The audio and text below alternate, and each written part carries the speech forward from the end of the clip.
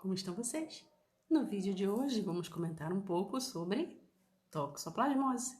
Todos sabemos, que a toxoplasmose é causada por um protozoário chamado Toxoplasma gondii.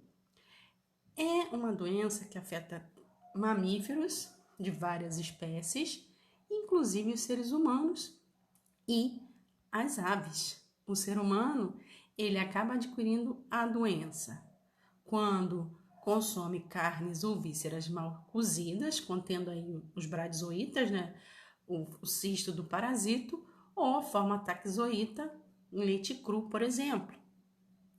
Consumindo águas, frutas e verduras cruas, que estão contaminadas aí com os oocistos do parasito, ou ainda existe a forma congênita, no qual a mãe, através da placenta, passa as formas taxoítas para o feto. Raras vezes, os indivíduos podem se contaminar através de transfusões sanguíneas e até mesmo de transplantes.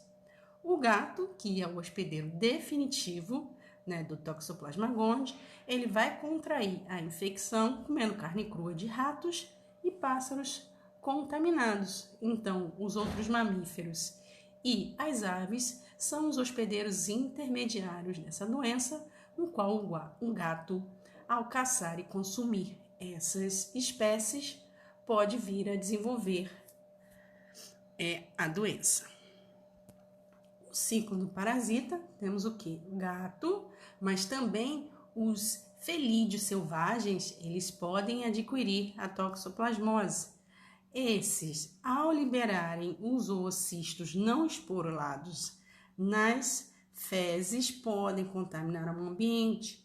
Esses oocistos, depois que esporulam, é que passam a se tornar infectantes para os hospedeiros intermediários. E esses oocistos podem estar contaminando os pastos, o alimento dos hospedeiros intermediários, o solo, e com isso os hospedeiros intermediários, eles passam a desenvolver o cisto, o bradizoíta, no seu tecido, seja nas vísceras, nos músculos, e a partir daí volta a fechar o ciclo, contaminando os hospedeiros definitivos.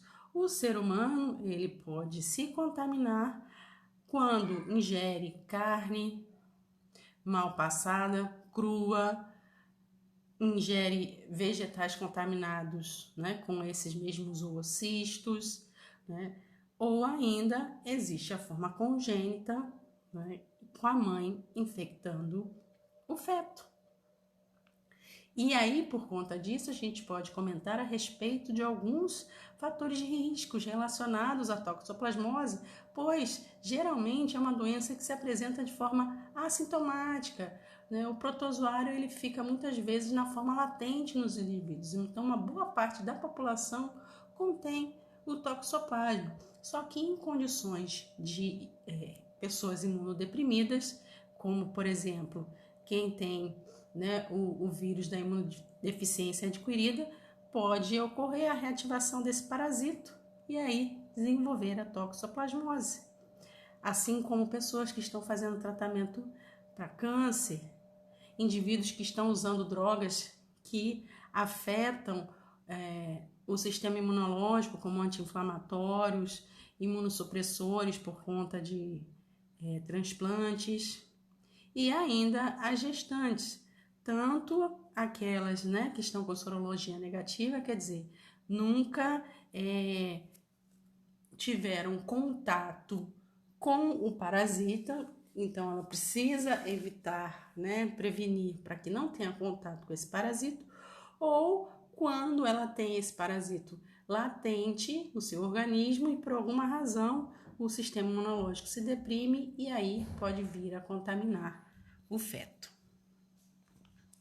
A toxoplasmose, como eu disse antes, pode ser assintomática ou, dependendo do local aonde o parasito se desenvolve, pode apresentar uma série de sintomas, como manchas pelo corpo, confusão mental, convulsões, encefalite, espleno ou hepatomegalia, moléstias pulmonares, cardíacas, apresentar as chamadas ínguas, que é o aumento dos linfonodos, dificuldade para enxergar que pode evoluir para cegueira, problemas de audição, lesões na retina. Vejam que o protozoário ele pode se desenvolver em várias partes do organismo e com isso causar uma diversidade de sintomas. A partir daí podemos pensar também na toxoplasmose congênita e o que pode causar ao feto. Então, essa infecção ela vai resultar justamente quando a mãe nunca tinha tido contato antes com o parasita e aí desenvolve uma infecção primária que vai ser aguda e aí a forma taxoíta pode afetar o bebê. Ou, quando imunodeprimida, essas formas parasitárias também podem afetar o feto. No primeiro trimestre, inclusive, pode ocorrer aborto ou danos ao organismo desse bebê. A maioria dos recém-nascidos, eles não apresentam sintomas, mas quando isso acontece, pode ocorrer sequelas muito graves, como complicações cerebrais, visuais, auditivas, renais, hepáticas e inclusive pode ocorrer retardamento mental por conta da infecção. A mãe, quando apresenta então uma sorologia positiva, quer dizer, ela já teve uma resposta imunológica anterior ao parasito, isso significa que vai ocorrer menos risco dela desenvolver essa infecção primária ou estar imunodeprimida para passar esse parasito para o seu feto. E quais seriam as formas de diagnosticar a toxoplasmose? A clínica epidemiológica, fazendo essa comparação com o que os indivíduos consumiram, os sintomas que vocês viram que aí tem uma grande variedade, inclusive muitas vezes lembra só uma gripe, um resfriado, então para muitas pessoas passa despercebido a toxoplasmose. Sorológico, que vai determinar a presença de IgM ou IgG, dependendo de quando ocorreu a infecção. Ainda há possibilidade, através de exames de imagem como tomografia computadorizada e ressonância magnética, observar a toxoplasmose cerebral e, em raras vezes, pode-se fazer biópsia do tecido cerebral para detectar a presença dos cistos neste órgão. Com tudo isso, a gente percebe que para prevenirmos o contágio pelo Toxoplasma gondii é necessário cuidados como comprar os alimentos crus, sejam de origem animal ou vegetal, em estabelecimentos de boa procedência, que vai ter boas condições higiênico-sanitárias, que vão comercializar alimentos inspecionados. Uma coisa importante, sempre lavar as mãos antes das refeições e de preparar os alimentos. Claro que não vai ser isso só para toxoplasmose, mas para qualquer outro tipo de parasito e outras doenças causadas também por micro-organismos.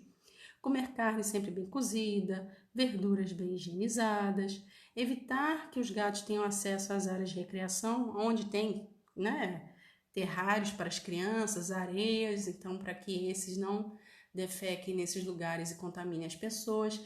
E a gente também pode falar da questão de mesmo cuidado com jardins, com qualquer outro lugar que tenha terra que possa ter o contato com as fezes de gato.